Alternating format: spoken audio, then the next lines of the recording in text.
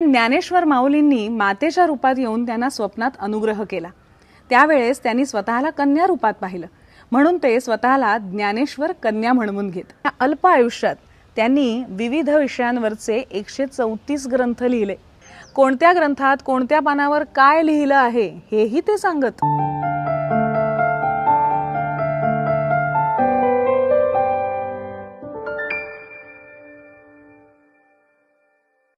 ज्ञानेश्वर महाराजांचे डोक्याला फेटा बांधलेले चित्र आपण पाहिलेले असेल, पण तुम्ही कधी विचार केलाय का की हे चित्र कोणी काढलं असेल? 12व्या शतकात होऊन गेलेल्या ज्ञानेश्वर माऊलींचं चित्र उपलब्ध असणं शक्यच नाही, ते कल्पनेतूनच साकारावं लागणार। पण मग ही कल्पना कोणाची असेल? तुम्हाला सांगितलं तर आश्चर्य वाटेल। ही कल्पना आहे अंध असणाऱ्या पण प्रज्ञाचक्षू म्हणून प्रसिद्ध असणाऱ्या गुलाबराव महाराजांची।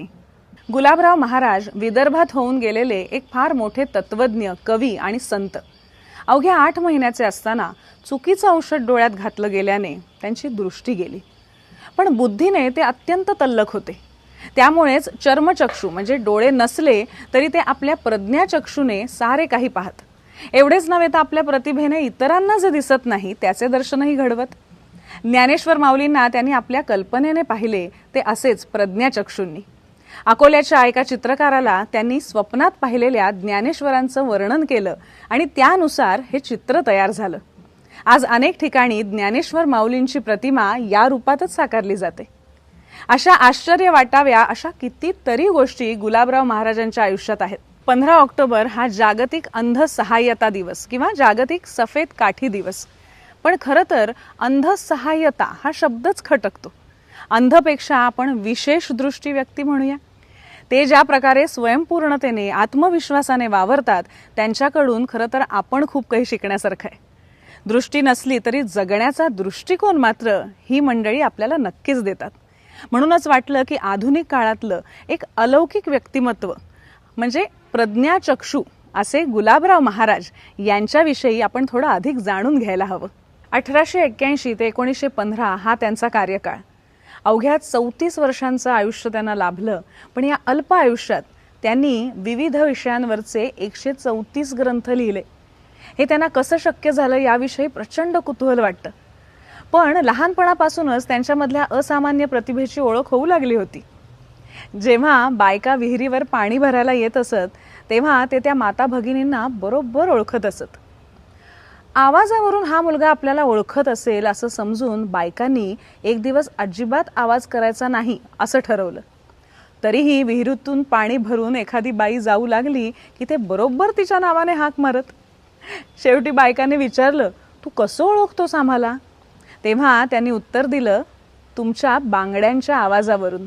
बायका हसल्या आणि म्हणाल्या, अरे बांगड्यांचा आवाज तर सारखाच असतो ना? तर त्याने उत्तर दिलं, नाही, प्रत्येकीच्या बांगड्यांचा आवाज वेगळा असतो। त्यांच्या श्रवणाच्या सूक्ष्मतेचा यावरून आपल्याला अंदाज येऊ शकतो। पुढे तर ल.रा. पांगारकर यांना त्यांनी आधी भेटलेलं नसताना नाडी पाहून ओळखलं होतं। नाडी पाहून रोगाचं निदान करणं ही एक गोष्ट, पण त्यावरून व्यक्ती ओळखणं हे खरंच आश्चर्यकारक आहे ना? ते मराठी, इंग्रजी, संस्कृत, कन्नड, तेलुगू अशा कितीतरी भाषेतील ग्रंथ ऐकत आणि समजावून घेऊ शकत। कोणत्या ग्रंथात कोणत्या पानावर काय लिहिलं आहे हेही ते सांगत। भारतीय तसंच पाश्चात्य तत्वज्ञानावर त्यांची उत्तम पकड होती। आयुर्वेदाचं त्यांना ज्ञान होतं। साहित्यशास्त्र, संगीतशास्त्र यावरही त्यांनी ग्रंथ लिहिले। दृष्टी नसताना 34 वर्षाच्या आयुष्यात 134 ग्रंथ त्यांनी कसे लिहिले असतील तर त्याचे उत्तर त्यांच्या व्यासंगात आहे। लहानपणापासून ते ग्रंथ जमवत आणि आजूबाजूला असणाऱ्या लोकांना वाचून दाखवायला सांगत। त्यांना वाचून दाखवणाऱ्याला त्यांनी कधी फुकट वाचायला लावलं नाही बरं का। काही ना काही मोबदला ते नक्की देत असत। कधी धान्य, कधी कपडा लत्ता। एवढंच नव्हे तर पुस्तक वाचून दाखवणाऱ्याला चांदीचं कडही त्यांनी दिलं होतं। त्यांच्याकडे पुस्तकाची पेटी तयार झाली। ते आणि त्यांची पत्नी जिथे जात असत तिथे ही पेटी डोक्यावर वाहून नेत। गुलाबराव महाराजांच्या ग्रंथसंपदेत आज अत्यंत दुर्मिळ असलेल्या ग्रंथांचाही समावेश आहे। या ग्रंथसंपदेची संख्या 2000हून अधिक आहे। भामती, बायबल, कुराण, प्लेटो, हेगेल, मायर्स, डार्विन, स्पेन्सर अशी मोठी ग्रंथसंपदा आहे त्यांची। दर्शनशास्त्र, संगीत, काव्य, योग, षडदर्शन, सांख्य, न्याय, धर्म अशा असंख्य विषयांवरचे ग्रंथ गुलाबराव महाराजांनी अभ्यासले, आत्मसात केले आणि त्यावर आपलं अभ्यासपूर्ण मतही मांडलं. गुलाबराव महाराजांच्या अलौकिक बुद्धिमत्तेची साक्ष देणारी ही ग्रंथसंपदा त्यांच्या मंदिरात आजही जपून ठेवण्यात आली आहे. या 34 वर्षांच्या अल्पायुष्य काळात गुलाबराव महाराजांनी एवढं ज्ञान कसं प्राप्त केलं या प्रश्नाचं पूर्ण समाधानकारक उत्तर मिळालं नाही तरी अल्पसं उत्तर या ग्रंथांच्या दर्शनातूनच आपल्याला मिळतं.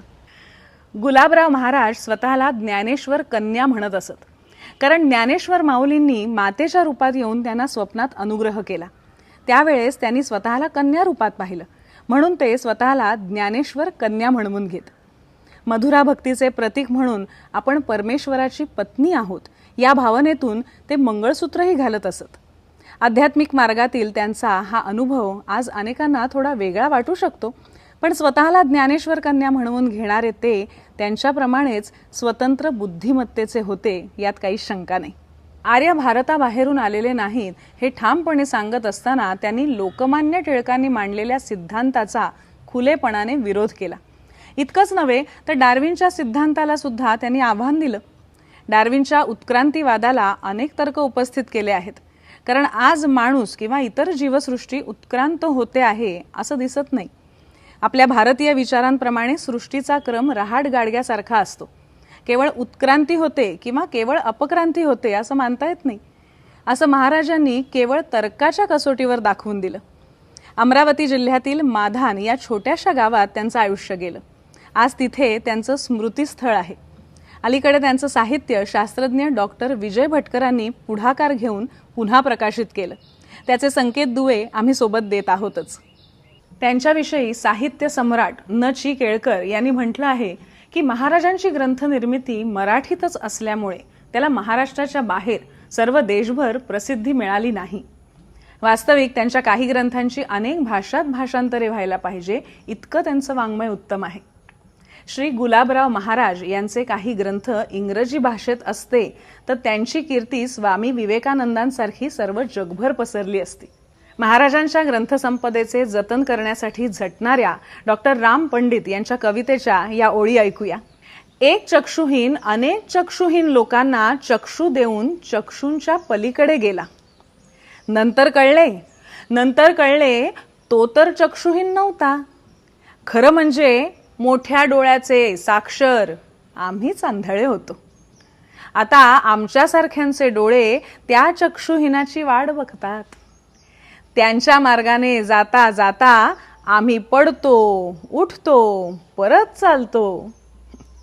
काय करावे, आम्हीच तर आंधळे. थोड्या वेगळ्या विषयावर आज तुमच्याशी संवाद साधला.